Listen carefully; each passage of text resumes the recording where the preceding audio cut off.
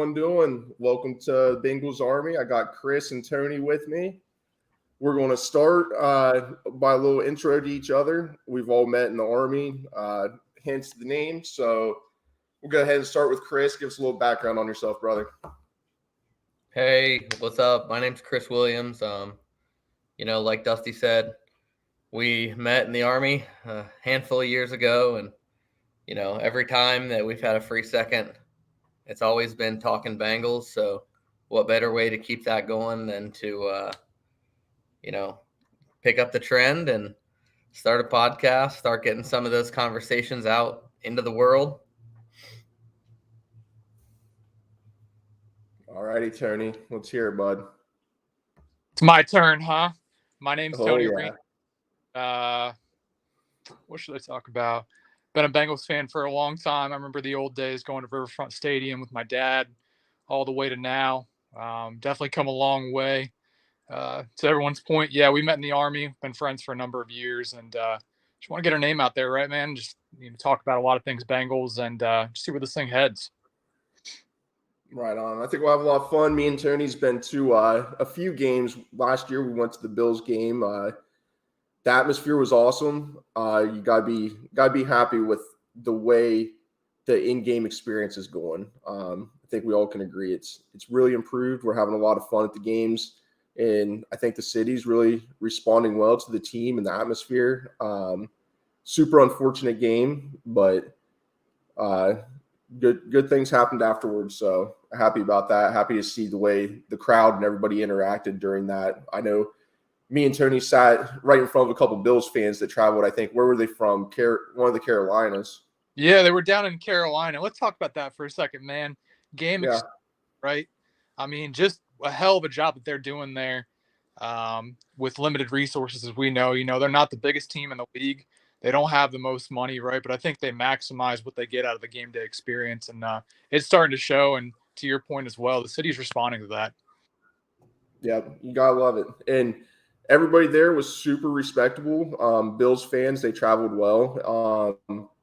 And when the unfortunate injury happened, everyone was quiet and just respectful, went on with the day. Not exactly the way we want things to go, but it kind of makes you realize everyone's human. And I think that's something we want to bring on this podcast, just respecting people, being happy, making people laugh, and enjoying each other's company, right? So then we went to the Baltimore playoff game, man. The fumble in the jungle, lot of fun there. I think old C Willie's going to come to a couple games with us this year. We'll have a nice little crew.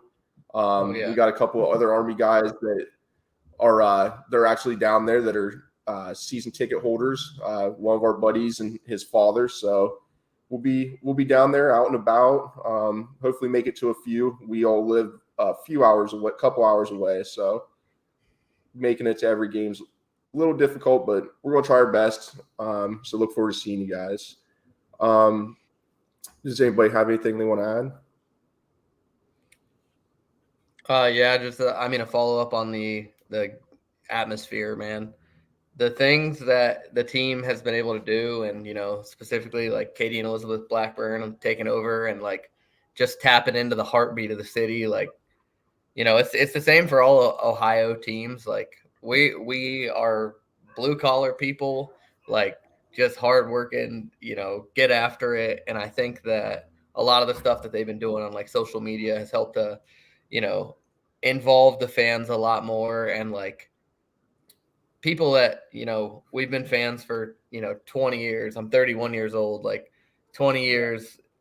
Never see a playoff win, bro. I can remember the hard times. So it's like when we're this loyal, blue collar working kind of people, they tap into that. It's so easy to feel the highs with the team and to just get energy and give energy through that once, because of the fact that we felt the lows. So we feel like, we're on the ride too. And it's not just the team having success, but it's like, it's us having success. It's the city having success. So It feels great that they're tapping into that. Yeah, it almost makes it better. We talked about this the other day. It kind of makes some hard times. It makes this stuff right now that we're going through taste a little better, don't it? Like We're Absolutely. experiencing this. It's all new. I'm 32. Tony, what are you? 37. So 37, fish. 30 years old. But you said it, Chris, right? I mean, blue collar, right? What's better than a blue collar Bengals game, right? That raw tailgating experience going into that game. I mean, it feels, they're doing a good job. It definitely feels very, and I don't mean this is a negative, very like early mid 2000s NFL, right? You don't get that experience across the NFL, and I think a lot of people have lost sight in these billion-dollar stadiums and these big money teams. Bengals are having as much, if not more, success than some of these big money teams with a quarter of the resources, and that just brings everybody together. And I think the team feels it as well. Yep. Right. So how do you guys feel about the upgrades they've been doing? Because they've done, I think, the speakers, the sound system through there. They're talking about a bunch of different renovations they want to do, but we got the bubble now. We got our own stuff, so you can see they're doing what they can. I think everyone's responding well to that. I did see some people talking about having a dome. And I think that would take so much away from the AFC North. I like it, man. I think a lot of us fans, like we're talking about blue collar dudes, we like Ohio football, right? Yep. We like being out in the elements. It's not always fun, is it? But it's an experience, man. You look back, Tony, how cold was it that night, bro? I was an ice cube. I was an ice cube for 6 hours, but I mean, all right. Full stop. I'm actually for the dome. I know it's never going to happen, but Ohio, keep in mind, don't have a dome. So every time we've got to do something extended, we've got to go over and dip our hands in Indianapolis and ask the Colts for their dome, whether you see it in college sports or anywhere else. I think making Cincinnati the premier city for football, taking that away from Cleveland, which right now, that they got a huge fan base in Ohio as well. I like that. I've seen a lot of the different proposals that they're putting together for the stadium. They've been talking new stadium, upgrading the current stadium. I certainly like outdoor atmosphere better, no doubt, but having a dome is a huge asset here, especially in the colder states. I am fully opposed to the dome. I need to be like, this comes back for me. It's like that blue collar, hardworking man's mentality. You know what I mean? Just if it's raining, who cares? Get out and work. If it's snowing, who cares? Get out and work. And I think that brings a little extra something to the atmosphere too. When you're at one of those games, when you got a little bit of snow falling, or it's 10 degrees and you got a 0-degree wind chill, but everybody's still out there getting after it, getting loud, and it makes it feel like one of those things. Everybody hates it. Everybody's having a rough time going through it, but we're all going through it together. So that's one of the things. Hey, what do we say, bro? Embrace the suck, right? Embrace the suck. I mean, it's great. Tony loves it. Stadium is with all the fans, right? That's the warmest part. You stay in line to this concession stands. You're in Paul Brown, I should say, Paycor Stadium now is just unendingly cold by that river, but no, it's a good experience. Hey, let's talk about the one upgrade that matters way more than any of the other ones that they made this offseason. You guys might not even know where I'm going with this. Skyline Chili is finally the official chili of the Cincinnati Bengals. I think we can all agree on that. I mean, listen, Skyline is just, it's not an everyday kind of thing for me. It's more of a once a year, twice a year kind of thing. But I firmly a Skyline guy, growing up in Dayton, Gold Star wasn't even an option. So I'm glad they made it. Yeah, that would be nice for them cold games too. Get a nice cup of chili, man. Get a Coney dog now. There we go. Nice 3-way with some extreme cheese. Oh yeah, the hot sauce gets you. Ooh. There it is. All right, guys. We'll start off with something fun here. What was your favorite memory, all-time memory of Cincinnati Bengals football? It can be from way back, or it can be a recent one, but my all-time, this is the one that comes to my mind first anytime anybody asks me about a Bengals memory, is maybe 5 or 6 years ago. We're playing in Miami, and we're about at the 25 or 30 yard line. Giovanni Bernard gets the ball, and he's running right. Oh, there's some defenders there. So he turns back. He's running left. He's breaking tackles. He's spinning off of guys and basically evades every single person on the team, makes his way into the end zone, and scores the touchdown in a game that we win in Miami. Could you imagine Gio on this team, man? Oh, man. Prime Gio's one of my all-times, man. That guy's one of my all-time favorite Bengals.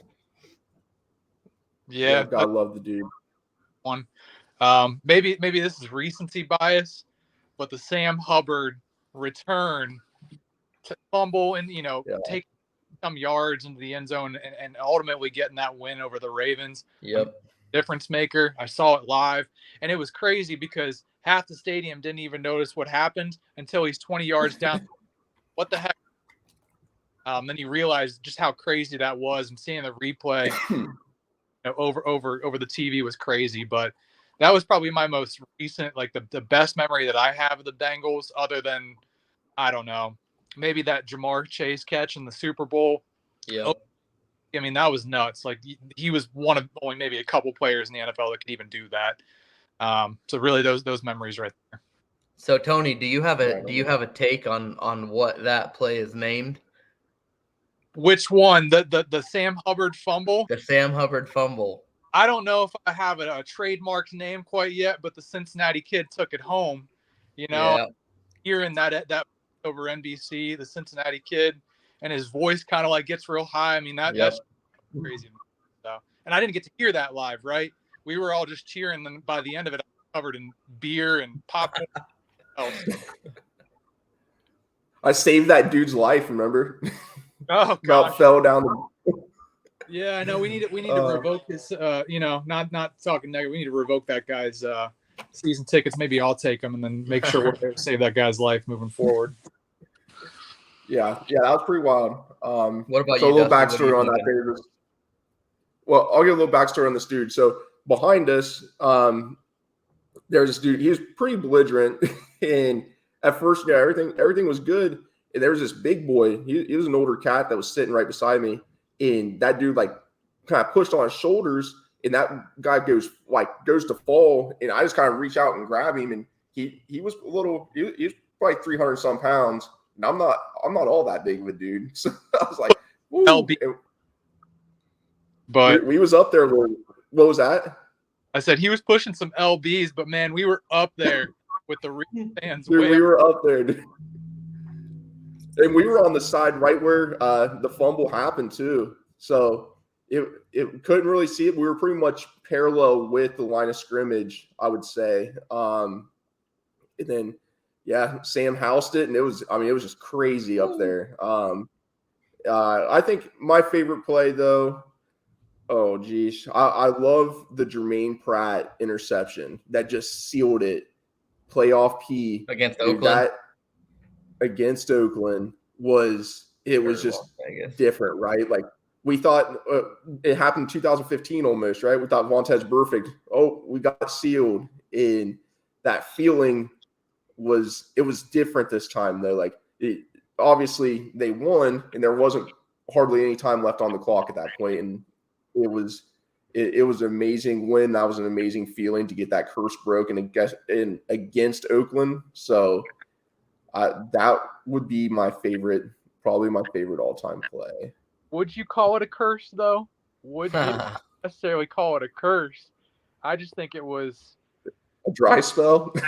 A dry spell, but just not living up to the standard they should have for years, right? Yeah. There were plenty of times that they had a better team on the field. Even that win you cited, that loss you cited, they had a better team than the Steelers. They were winning most of that game. I think a couple boneheaded plays and obviously a fumble away from winning. I just think it was a big culture thing and just living below the standard. And now that they know that they can do it, they have that confidence back. I wouldn't call it a curse, but maybe Cincinnati has a different opinion on that. Well, that game hits me hard because I was in the second row there, and I'm braving the elements out there. It's raining on me, below 30-degree weather for 3/4 of that game, and I'm just, had a couple pops, and, just cheering the whole time. And Perfect gets that interception. I'm going freaking crazy. And then next thing you know, Good old Jeremy Hill puts one on the ground. Yeah, it was My heart rough. to It think was of it rough, every time. fellas. So we'll keep on this kind of train just to let everybody know that's going to start watching the show a little bit about us. Our all-time favorite Bengals player.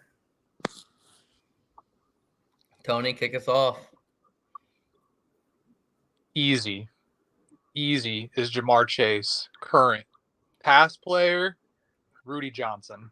Easy. Oh, that's it. I like that answer. Rudy. I like that answer a lot, man. Man, he carried us for years. He has the single season rushing record for the Bengals right now. Johnson and Johnson. Yep. So, I mean, too easy. Dusty, what about you? Go ahead, Chris. I'll go.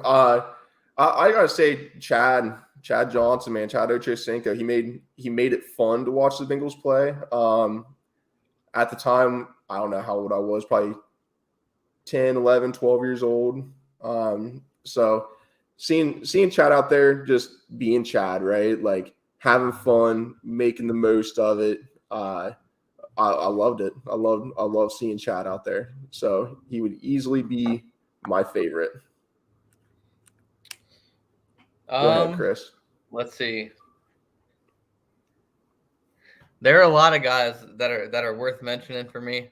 I would probably have to say Chad is my all-time favorite as well. You know, the first like authentic Bengals jersey I've got is nice 85 Chad Johnson before he switched his name, you know. But as far as like Tony said, you know, we got the current guy, and as far as past Bengals, I think one of my favorites of all time is Justin Smith. Really? Dude, absolute monster on the defensive line back in the day when it was just a grind down there, and he was just manhandling people for them few seasons. So, yep, I like that one. Can we have if an we honor? could bring, Can we have an honorable mention? What'd you say? Send it. Honorable mention. Honorable mention for sure has got to be Willie Anderson, right? Yep. I mean, yeah, lead guy out, future Hall of Famer, of course. Yeah. And he still does a lot for the organization too. To see him active on social media, and he gets in and he talks to a lot of the, you know, he talks to Dan Horton, Dave Lapham, and he talks to Jeff Hobson, and I think it's cool to see some of the perspectives that he has because he's still kind of active, like coaching up some of these young guys that are going into the draft and that are in college. And to hear the way that he talks about certain things is a little bit different than hearing like Andrew Whitworth talking about stuff. So it's cool to hear those different perspectives. For sure. But as far as an honorable mention for me, man, I got to go with Tyler Eifert. That guy, I'm a big Notre Dame fan.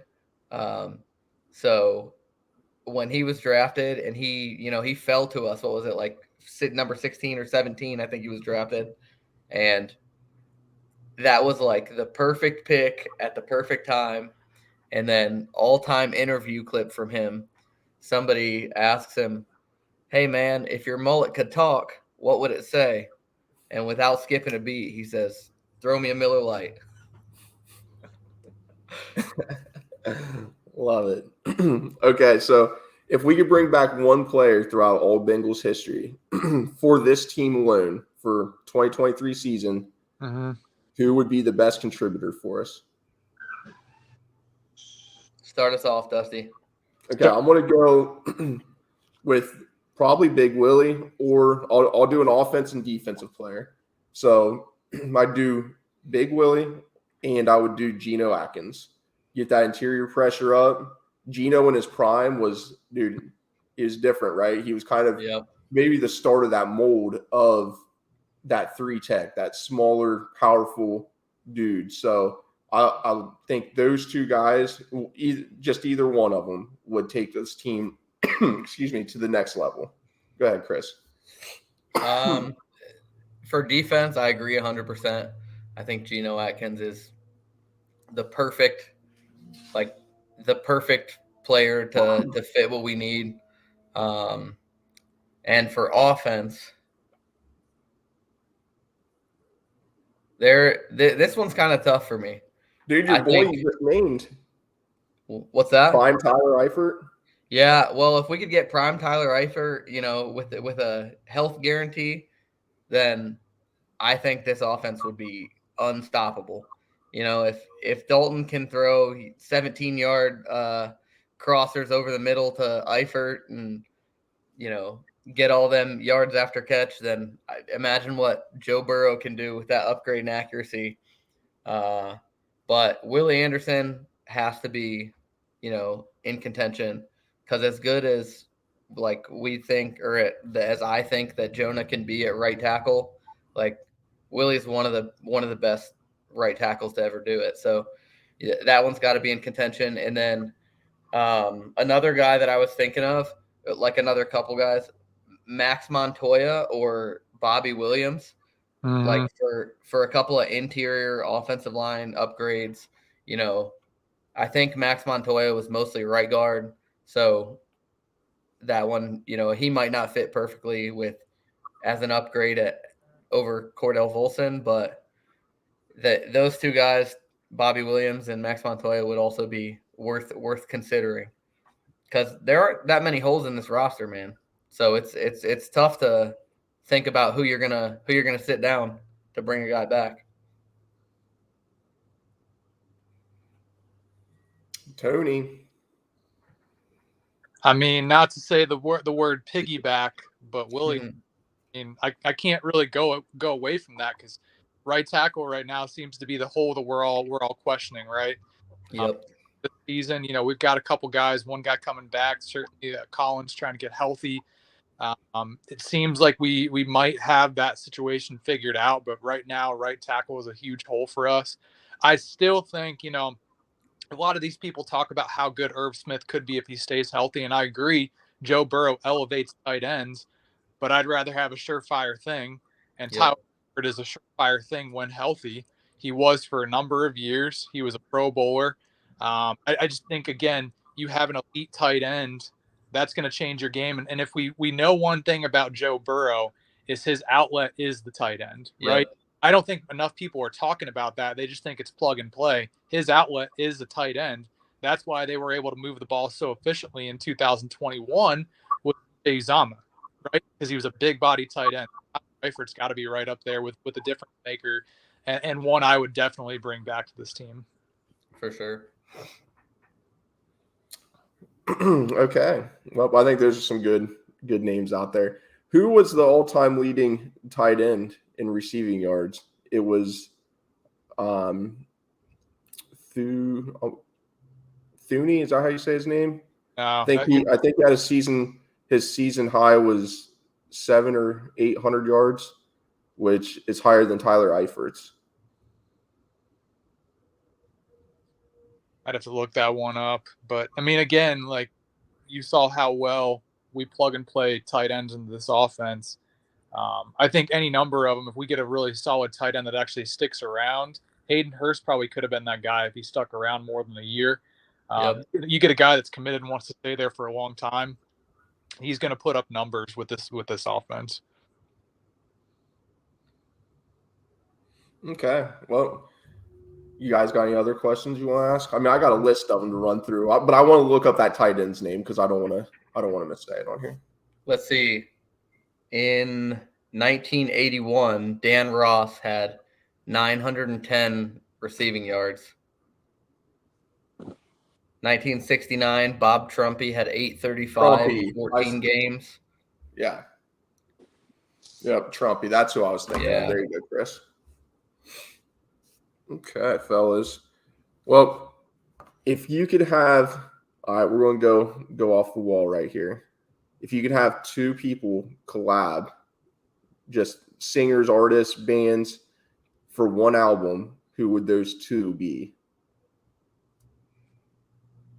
This is going to take some thought for me, so somebody else is going to have to lead us off. Yeah, I got a couple. So I would like to see Zach Bryan and Tyler Childers. Those two country singers come together, see what they can make happen. I think that'd be a cool collab right there. Yeah. another one for all the kids out there, a little hip hop. I'd like to see J. Cole and Kendrick Lamar. See what kind of music they could pump out for maybe just a little 6 to 8 songs. I think would be a cool little album.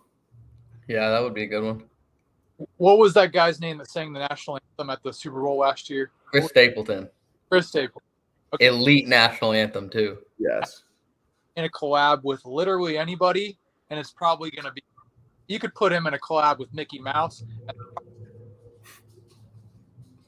Yep. Him and Chris Pratt did a song together, man. Dude, Chris Pratt's all over the place.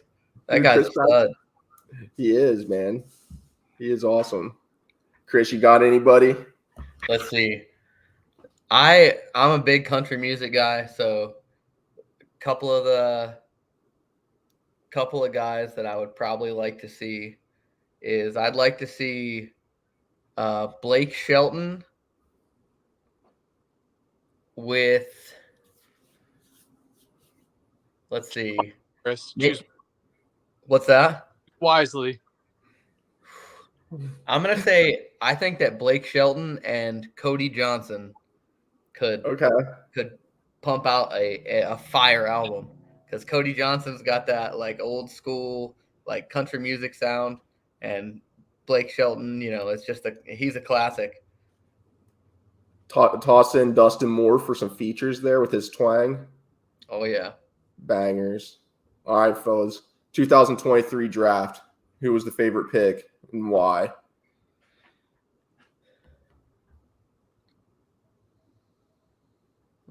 Uh-oh. Is it too much of a shot to say Brad Robbins, the punter? Yeah, that could be the difference between us being Super Bowl winners this year. Yeah, that's Super Bowl. That's a tough look. I don't think that's my real answer, but it's in contention, man. It's in contention. Recency bias, I mean, I like the Miles pick. He's a freak athlete. I was one of those people that were 100% on the tight end train for round one. Yeah.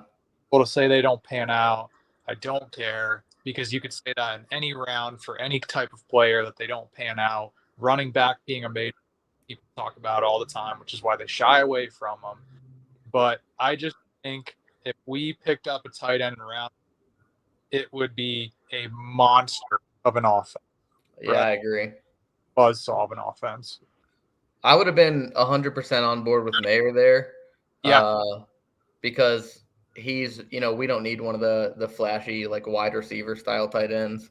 Like, but I'm personally okay with the Myles Murphy pick.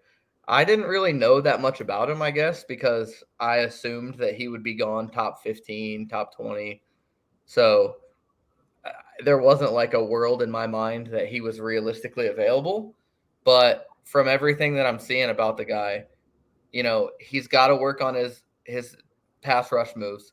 He's got to work on getting to the quarterback in other ways than he's used to, which is he's got that long, strong arm, and that's his move. He's great at it, but he's going to have to pick up some new moves. And I think working with Marion Hobby, defensive line coach, is going to help him out with that. But also I started hearing about his motor, and like the guy basically fits every player that we have. You know what I mean? He fits that mold. Sam Hubbard, Trey Hendrickson, like they don't stop. They're working hard all the time. They're, in practice, the offensive players are, sometimes they get a little ticked off at them because they just don't have an off switch. So if he can come in and contribute and take some snaps off of Hubbard, off of Hendrickson, off of Cam Sample, Joseph Osai, any of those guys, keep everybody fresh and in a little better rotation, then I think that would probably be my favorite pick. Like I said, it took me a little time to come around to. But yeah, I like that one.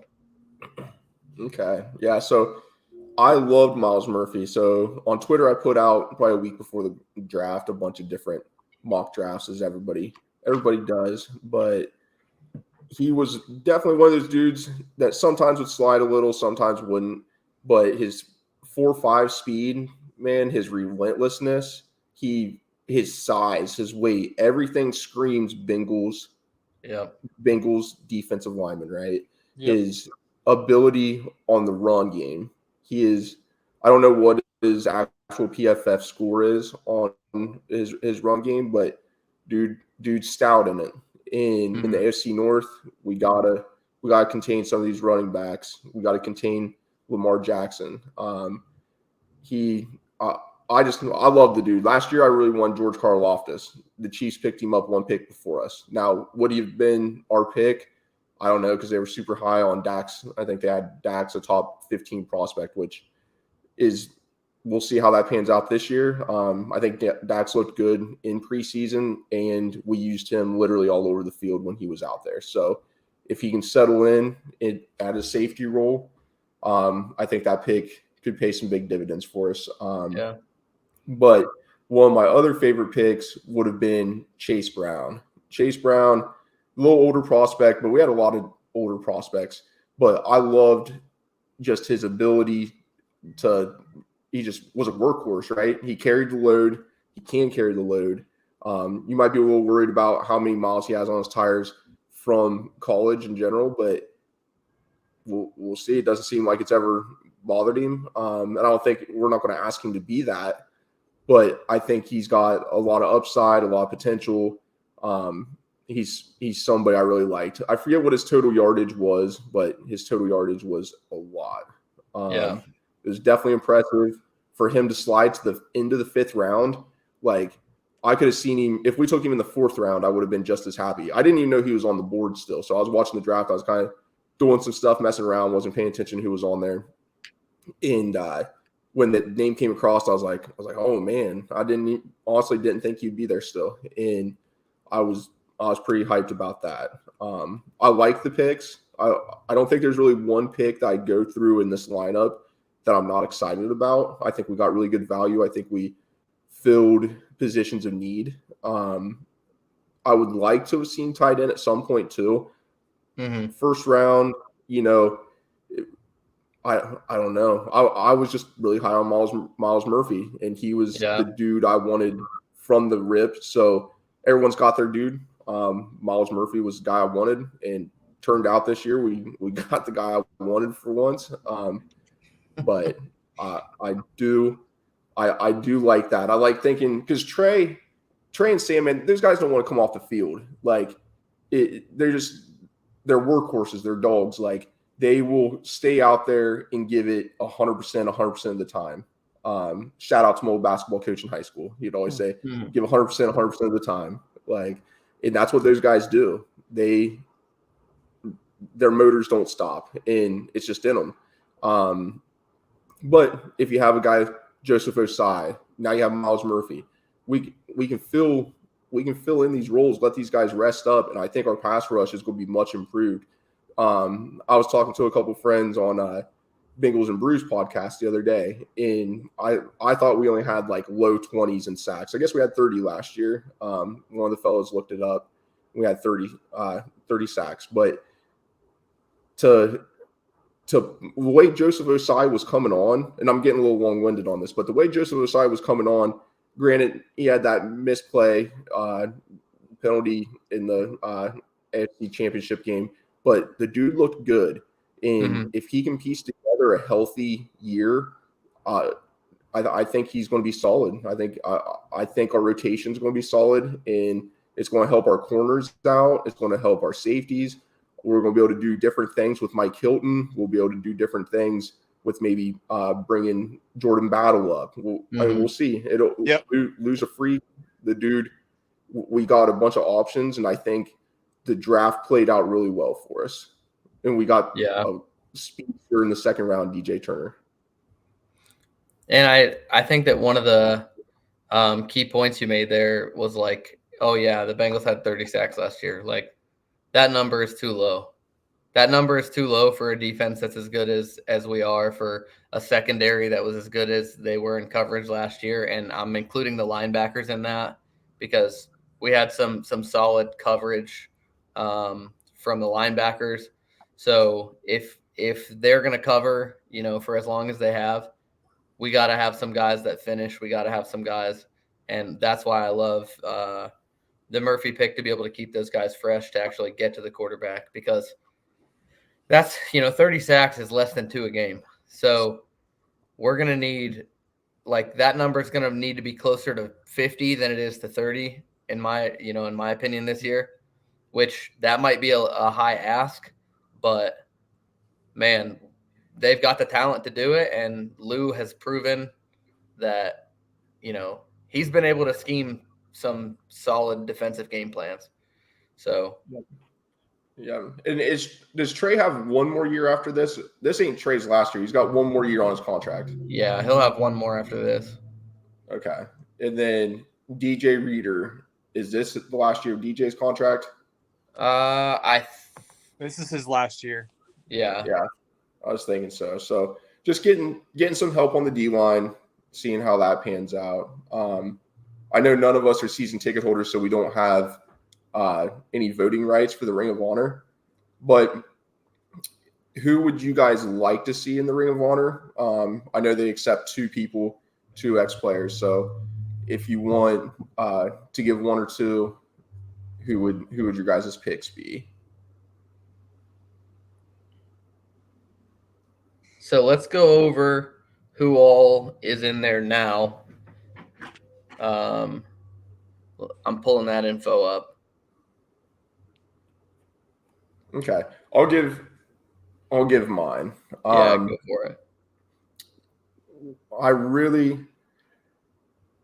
kind of want to get some of the older dudes in there, right? I don't want recency bias. I wish they would pull 3. The first few years, I wish we could have pulled 3 players in, but I would love to see Dave Lapham in there. He's been with the Bengals organization for 30 some years, right? Like, he is Mr. Bengal. He's all about the Bengals, loves the Bengals, had a great career for us. I love listening to him. I watch a game and then play back his clippings, like just to listen to the guy. He gets so excited. I love everything about Dave Lapham. I like Parrish. So Lamar Parrish, Parrish.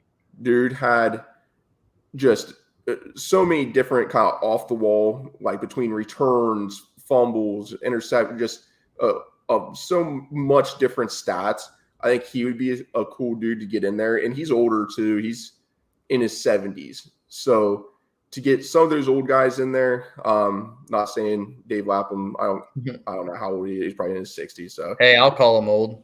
But, that's old man Dave. I'll call it like I see it.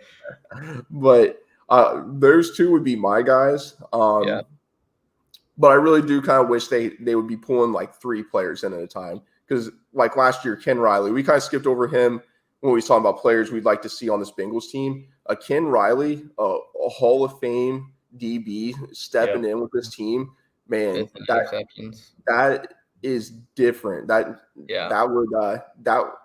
would be up there, just like what Geno Atkins in his prime could do on that interior.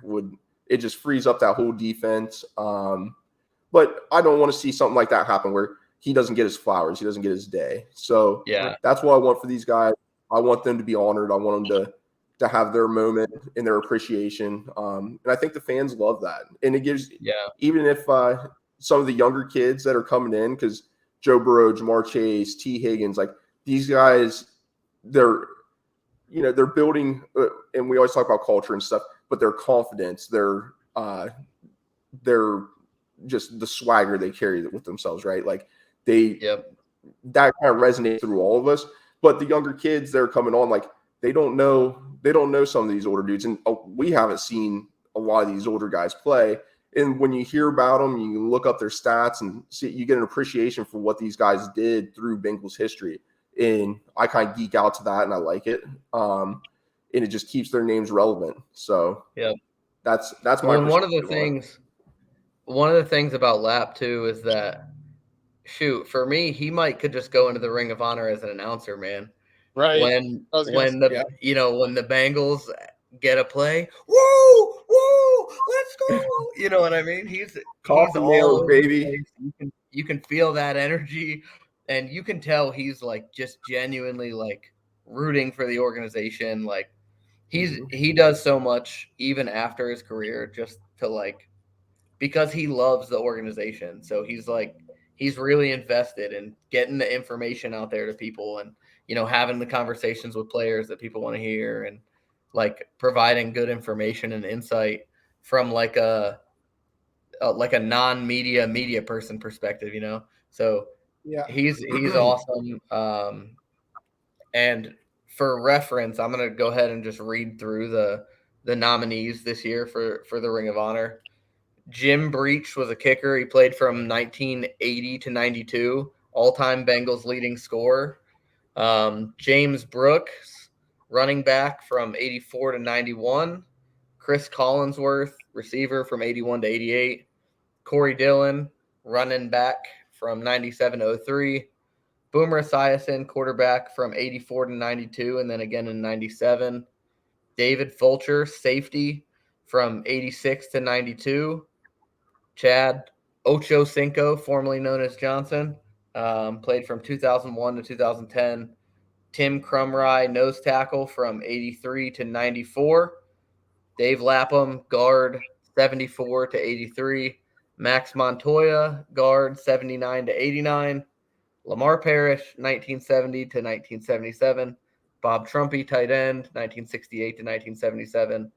And Reggie Williams, who played linebacker from 1976 to 1989. So there's a lot of history, and a lot of great players obviously on this list. I think it's a good thing that only 2 go in per year, because I mean, I agree with your point that you don't want something to happen where, something bad happens, something unfortunate happens to one of these guys passes before they get their, their time to shine. But I think this keeps it kind of like very exclusive group. Eventually you start running out of names who are deserving. So I think just keeping this like exclusivity going as long as we can is I think an important thing, and it'll be that much more important when those guys do make it. for sure. What do you think, Tony? Do you have your mind made up on 2? Yeah, I mean, automatically it's going to be Boomer Esiason, number one. I mean, alone, that guy's just been around. He's definitely, in my opinion, a good pick. Lapham's a good pick. As we spoke previously, I mean, he's just unbelievable, both in and around the organization. I could see both of them getting the nod right away. Yep. I would be surprised if there's a dark horse that comes out of this, just because a lot of the old timers that Yeah. see guys and remember watching them, a lot of us younger fans just don't resonate with that naturally. And then, Chris Collinsworth, I know people have an up and down opinion on him, but I mean, he's a big time name broadcasting now. He's a big Yep. time Cincinnati. I wouldn't be surprised to see him in there either. And I wouldn't mind him getting. So. Yeah, I think that kind of to your point, like some of the older fans, some of the older guys, like those names will resonate more. And one of the things about the Ring of Honor voting is that the season ticket holders, I believe you get 1 vote for every year that you've held season tickets. So it's weighted more heavily for people who have had the tickets longer, which Yep. I think that's a great way to help honor the history. Because you're not just letting some dude that just bought into season tickets because the Bengals are hot and doesn't really know the history, doesn't know the ups and downs, doesn't know all the legends. That opinion's not weighted as high as somebody who's, been in Cincinnati for 25 or 30 years, and they've been through all the ups and downs, even back in the, the late 80s, early 90s, losing a few Super Bowls, like all that kind of stuff. I'm with you though. I think that Boomer is, like, for me, he's tip top of this list. And I think that although a couple of the names like Corey Dillon, Chris Collinsworth, I think that those guys are like good, fun names to think about getting in. And, they've got a lot of good like Bengals history, and especially like Corey Dillon, like rushing for 260 yards or whatever it was. Yep. Like those guys I think are fun names to consider. But in the end, I do think it's going to be one of these older guys that gets in with Boomer. And I think some of my front runners at least are Tim Crumry, the defensive tackle. He's got the classic picture you see when they flash to some old memory where he's got the big mean face mask with the bar in the middle and he's bleeding down his face. So he was there for 11 years. Max Montoya, the guard that was there for 10 or 11 years, he was a part of a couple of those Super Bowl teams. So I could see him getting some love. And then, I mean, the name that I've been hearing on, some of the other podcasts, Lamar Parrish, like obviously the guy deserves it, 6-time Pro Bowler. But I personally think if I had a vote, I'd go for Boomer and probably Max Montoya, who was also one of my dark horses for maybe bring back any Bengals player from any era. So maybe I'm a little biased, but No, I like that. I think Boomer for a little while had the fan base a little upset too, though. I think he did some things, said some things, might have rubbed people the wrong way for a little bit. So we'll see how the vote pans out for the guy. He's came back around to us though. So I think he endears himself to the Bengals fans every Sunday when him and Bill Cowher, get into some arguments. Yeah, you gotta love that. All right, fellas. So we talked about possibly doing a charity fantasy football event towards here in a couple months, towards August preseason time. Now we're just gonna say you have the first overall pick this year's fantasy 10 team league. Who's your first pick? Tony, you want to start us off? I mean, you go running back in fantasy all long. I mean, I like Justin Jefferson as a first overall pick. Certainly. I just think, going running back, any high running back would be good. Austin Eckler is a good one. Nick Chubb's a good one. Jamar Chase, another really good first overall pick. Any of those guys I'd probably go with and be happy with. Yeah. I have personally always been a running back first guy, but these last couple years, I think that you can pick up running backs in the middle rounds, 3, 4, 5. So I think like last year I had the third pick. I went with Cooper Kupp. But I think if you start with Justin Jefferson, Jamar Chase, Cooper Kupp, any of those guys have the potential to put up a 2,000-yard, 120 catch season, and with 10 plus touchdowns. If they do that, then you're going to be looking at a top 3 fantasy scorer. And I think that it's harder to find receivers later in the draft than it is to find running backs, especially with like injuries and waiver claims throughout the year. So I'd probably go with Justin Jefferson, I think. JJ Jetta. For me, last year, man, I think I was at pick. I think I had pick 8, and I had pick 8, and I had pick 10 in the 2 leagues I was in, and it might have been pick 8 in that league. I took Justin Jefferson and came back around and got Jamar Chase. I was like, nice. I would have been at pick 10, so they slid to me. I was happy with that. Then I don't know. Eckler, I know he's got some stuff going on out there, so maybe I have to see how that stuff pans out for the guy. I don't know if anything with his contract was resolved yet. I think Christian McCaffrey's always up there. Jonathan Joseph last year was super high, but the year before he had, an ungodly amount of carries and touches. So it's did I say Jonathan Joseph? Jonathan Joseph, yeah. Jonathan Taylor. Did I say Jonathan Joseph? Yeah. Yeah. I was like, we're talking what?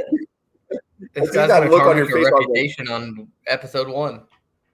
I was like, whoa, what did I say? Man, we're talking Bengals, dude. Gotta think about it. Yeah, Jonathan Taylor, my bad. But the dude had a bunch of touches, and so history kind of tells people that play fantasy a lot. Sometimes the following year is not as productive, and he wasn't as productive, unfortunately. Yeah. Had some injuries and different things. I think I don't think you can go wrong with a Jamar. Go with a Justin Jefferson.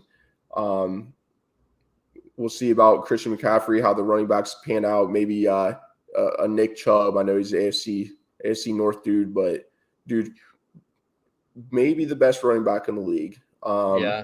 Definitely up there. So in fantasy aspects, I try to keep my biases aside, be competitive and have fun with it. But I don't think I've ever in history of playing fantasy football drafted a Steelers player. Like, I don't know what it is. For I good just reason. can't get myself to it. In the past few years, I haven't took any Chiefs players either. But my bias is kind of strong with players I won't take. But that's a few teams down the line. I do like getting some middle round gems. Those are, I think, the funnest when they pan out. You get a guy kind of late in round like 10, 11, and they pan out for you. I love that. Tony, I seen you said you have to hop off here, man. You good for a little bit longer? You need to get. I got to run, fellas. But yeah, this has been fun. Can't wait to do more with you guys. Yeah, great first episode. It's definitely always fun to hop on and talk Bengals, especially with a couple of friends. So. Yes, sir. Chris, if you want to stay on for a couple minutes, we'll close this thing out. Tony, if you want to hop off, you can go ahead and peace out, man. All right, fellas. Tony, catch you later, dog. Can't wait for more. Yep. See you, Tony. Here we go. All right, Chris. All right. Got any topics of conversation? We're pushing an hour in. We covered a lot of information. I think it was a pretty solid, nice little episode. Hope the viewers like it. Hopefully, when we pump a few more out, everyone can go back and maybe this one was super good, and everyone's like, "Man, that was a pretty good first episode." Yeah. Or maybe. No, not. I think that this was a great start. And one of the things that we talked about a little bit before this was, I'm a big sports cards guy. I like buying and selling sports cards. I collect them. I'm mostly into hockey stuff. Big hockey fan, big Blue Jackets fan. Secondary to my Bengals fandom.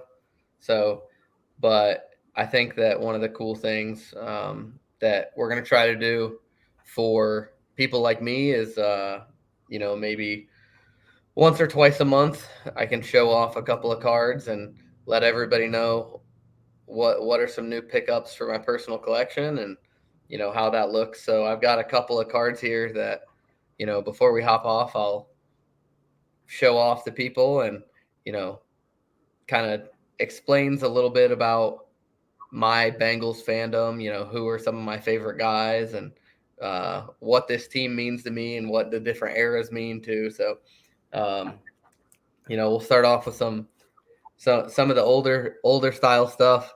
We got a nice Takeo Spikes. Oh boy, Takeo Spikes rookie with a little jersey patch there. Some of my favorite guys of all time on the defensive side. Leon Hall, nice Leon Hall auto. Of course, the guy we were all talking about. Did you get that auto? What's that? Did you get the autograph? Did you get a meet and greet with him? Unfortunately, no. That's just comes on the card. But same thing here. Geno Atkins, guy we were all talking There's our about. door. Nice little auto from Geno here. One of my favorites of all time. Got a couple of the Gio Bernard rookie autos, couple different variations Gio. there. And then we got a Heck nice yeah. Gio patch, a nice 2-color patch there, numbered out of 25. Game worn. Is that off the game worn? No, it's not game worn. This one's it's called event worn. So they probably just showed up to some photo shoot and they used one of those for this patch, but nice low numbered card, cool patch. And then here's one of my favorites. We got the AJ Green rookie patch auto. And this one's number 2 out of 50. So there you go. But I mean, AJ, one of the greatest Bengals draft picks of all time, in my opinion. If he had a couple more good years on the end of his career, and that guy's looking at a Hall of Fame career. For sure. I actually have a autographed AJ Green jersey. Oh, nice. Very the nice. only autographed jersey I got. Very nice. But then obviously we've got some more fun cards here. Got a couple similar to the Geos I have. Little Sam Hubbard. Couple of autos there. And then these are some of my favorites here. They did like a Christmas rendition of some of the cards. So here's T. Higgins. And then we got the T and Joe. T. Higgins and Joe Burrow Christmas cards. And then, of course, we got the franchise. Nice Joe Burrow, Joey B rookie card. So nothing too high in value, but all stuff that, I really like. It obviously shows, who are some of my favorite players and how long I've been a fan, the different eras, that kind of stuff. So that'll be a fun little thing to go through once or twice, every few episodes. Yeah, and eventually when we get some more followers and stuff on here, maybe people will give some shout outs. You guys will be able to negotiate some different cards, maybe get a little more to your collection, or if you have a few. Yeah, I mean, if it's something that the people are interested in, then we can do a giveaway. I know that sports cards aren't necessarily everybody's cup of tea, but for me, I really like collecting them. I really like sports memorabilia and cards. I got a couple of, signed. Here's Anthony Munoz signed mini football. So, Chris, keep talking and showing your stuff off. I'm gonna grab a couple things real quick to show too. I wasn't planning on doing it, but now you got me hyped up. All right, if you're cool with that. Yeah, I got another little stack here. One of my favorite Bengals draft picks of all time at the time. I was hoping the entire lead up to the draft. I was like, this has got to be our guy. This has got to be our guy. And sure enough, we ended up picking him. Darqueze Dennard, cornerback out of Michigan State.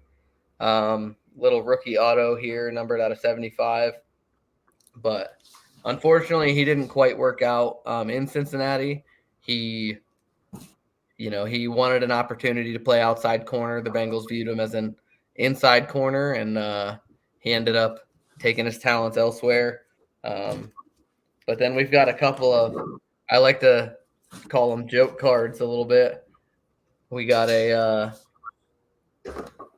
Fat Randy rookie card. Oh, Randy. I call him with love. Looking a little slimmer back then, Randy. Yeah. But rookie card, he was solid for a couple of years for the Bengals. He a lot of fans love to hate him, He's one of those guys. Yeah, sometimes you get Yeah, sometimes you get those dudes, man, that just easy to hate on, but I don't think any of us really like to put too many of the players down. Randy, I've heard good things of the guy. So yeah. It's all in good fun. Yeah, it's all in good fun, other than maybe Jeremy Hill. Yeah, Jeremy Hill kind of burned his own bridges, though. Yeah, but here's well, I won't start with that one. And then one last thing I'll show off here is nice Tyler Boyd rookie card, rookie auto. TB this is a guy after my own heart, man. He's down for the team. He wants to win. He wants to do it as a team. He wants to be loyal, and he wants to, hopefully he'll be able to stick around, maybe on a little lighter contract the next few years. And he seems like one of the guys that could potentially be a lifelong Bengal. That doesn't happen. That doesn't happen very often nowadays, but if it doesn't happen, then that's just business. But I'm hopeful. Right on. Here's a signed Boomer Esiason. Oh, little nice. mini helmet. So I got that bad boy. This picture. So when we got it, this ain't the exact helmet that he's signing. This is an actual life size helmet. These are just minis. So whoever got my stepdad actually got this for me. So whoever he ordered it from, cool. Maybe they got this and they sent it with it. I don't know. But I got that one. Let's figure out how to lay these out.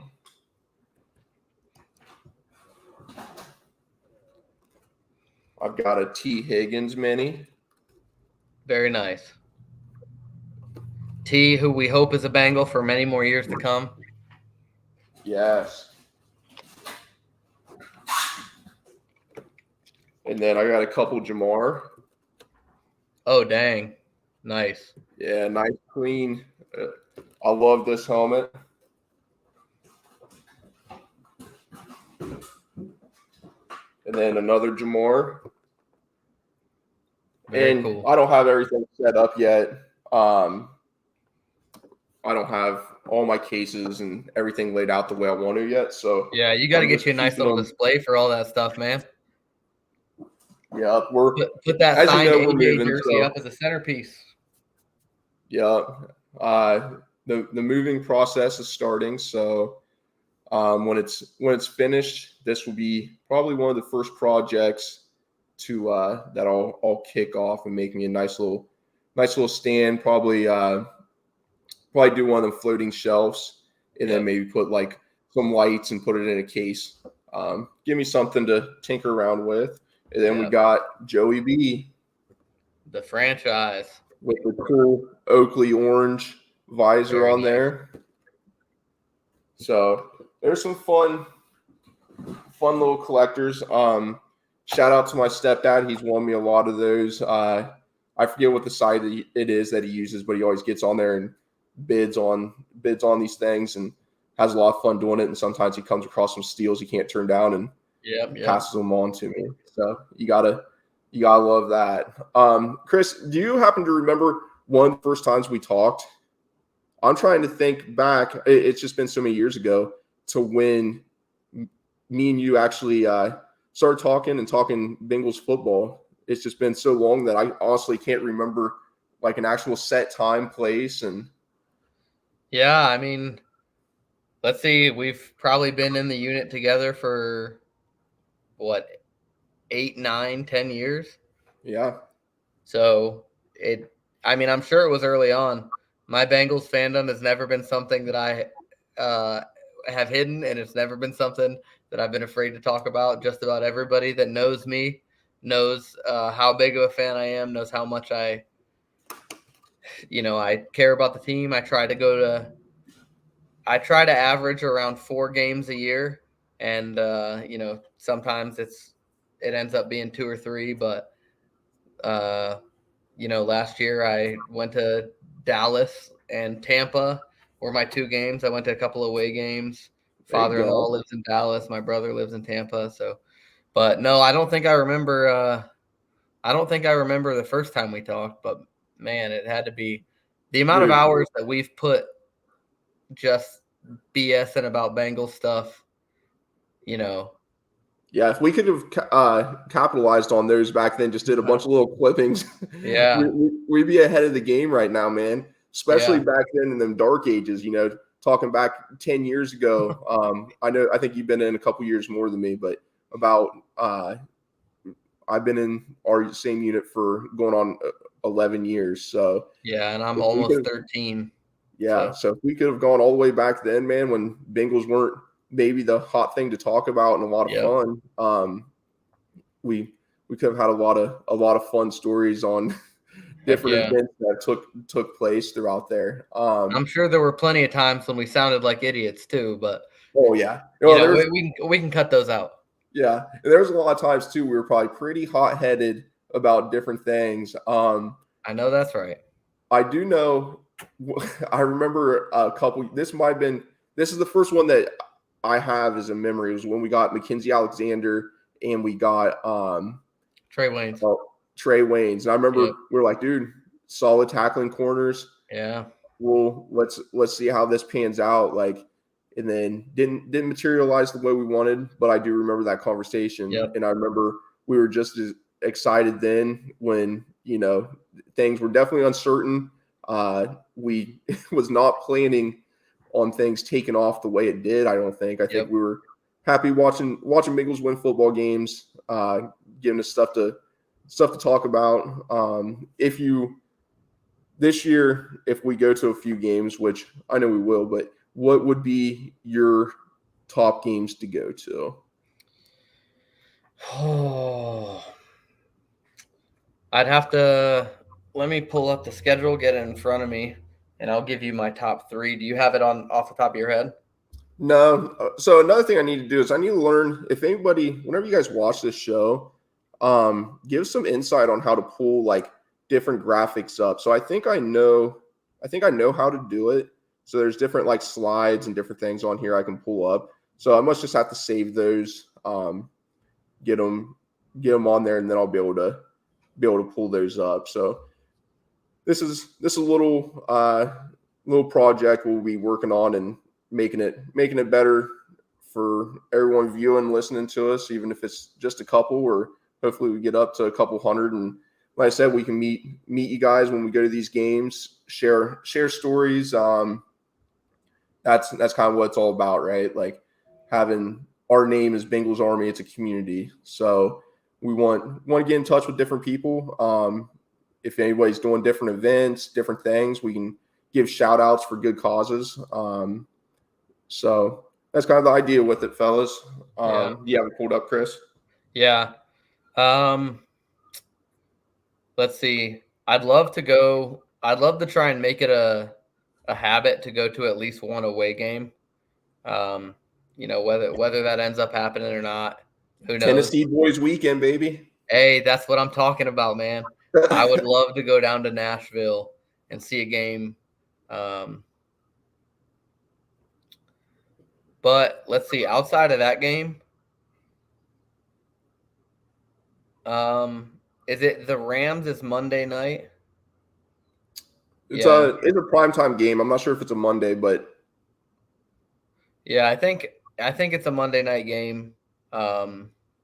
But that would be an awesome game to go to. I think the Monday night atmosphere. It's so much fun. Yeah, it's just a whole different level because you have the entire day to, you're kind of just like unwinding from, whether you go to work or whether you head down there early for the tailgate or whatever the case is. But it feels like the night game atmosphere is just a little different. And then obviously that November 5th game against the Bills, I think that would be a great one to go to as well. And then, I mean, shoot, if it comes down to it and us and the Chiefs are both in the running for that number 1 seed, that New Year's Eve game down in Kansas City, dude, that could turn into a big deal. Yeah, it definitely could. That would be a lot of fun to go to. Yeah. So we start the season off with two division opponents, right? So we got the Browns and we have the Baltimore Ravens next. How do you think we'll start the season? Because sometimes, as we've seen last year, I think we know how important those first two games are, the first few out hot. And we had different things kind of come down. We had a new O-line that was kind of gelling together. We had Joe coming off his surgery, which kind of came out of nowhere, but shouldn't have to worry about that. I think you only have one of those appendix, right? Yeah. So shouldn't have to worry about that in the future. How do you think they'll start off hot and hungry, or do you think it could be? I think it could be a couple ugly games to start off the season. I'm not saying losses, but I think the AFC North is a very tough division. I agree with you. I think that the AFC North is going to be a very tough division, probably one of the top two divisions in football in the NFL this year. I think personally that, on my predictions, I don't have it written down or anything, but I think that the Bengals will beat the Browns twice this year. And I think that we'll split with both the Steelers and the Ravens. I think one of those, either the Steelers or the Ravens, will either the home teams will win or the away teams will win. So I don't know, who that's going to be, but I got them going 4-2 in the division, and I've got them starting off. Let's see, maybe 1, 2, 3, 4, 5, 6-0 is what I've got them starting. And then we have the bye week 7. Yep, bye week 7, and then goes into the Niners. That's the tough part of the schedule right there. Yep. We got 49ers and Bills, or is it Bills 49ers? 49ers and then the Bills. Yeah. So what do you think? What do you think about the first couple division games? We'll get your prediction on this, and then we'll shut her down for the evening. And sounds good, man. I like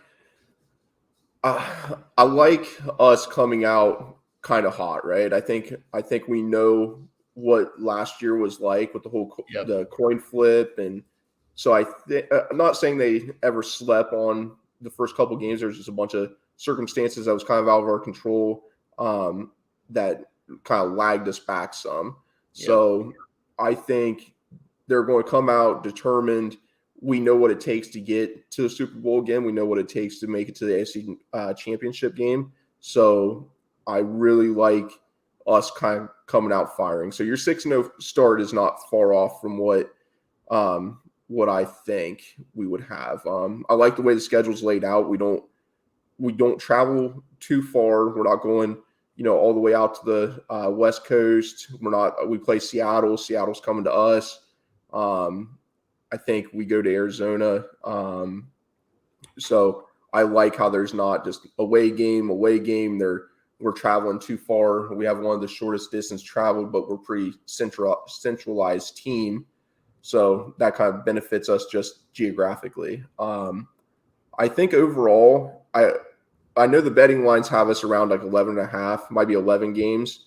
So 11 wins. I would like to see us to get 12. Yeah, I'm curious how that all works, because I can't remember what site it is, but the Bengals are favored in 15 games. Yeah. So, and I mean, maybe the over under on wins is based on like, oh, well, they'll probably lose a couple of the games that they're favored, like that kind of stuff. But so I know that they're favored in 15. But next week when we pick it up, we can go through full schedule breakdown, and we can all give our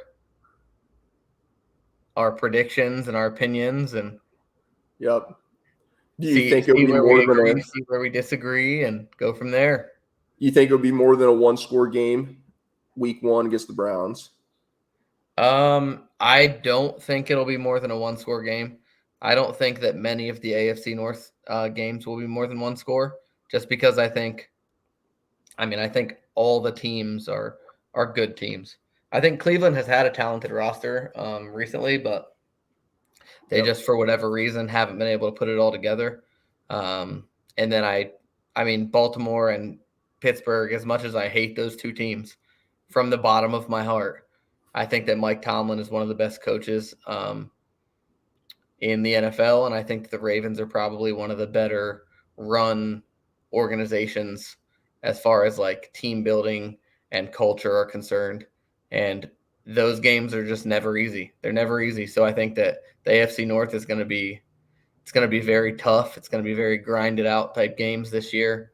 So yeah, I'm right there with you, brother. All right, let me see. We'll close this thing out. I just want to thank everybody that's going to be along this ride with us. This little journey. We're going to have fun with it. Hopefully, meet some new friends, and spread some positivity out in the world. So, like I said, we appreciate you guys. Chris, you got anything you want to close with, or Who Dey, baby? Who Dey? Let's go. Now let's see if I can make this thing happen. Have to get smoother with these transitions, but Awkward silence. that's why we're not live. Episode 2. We'll edit it.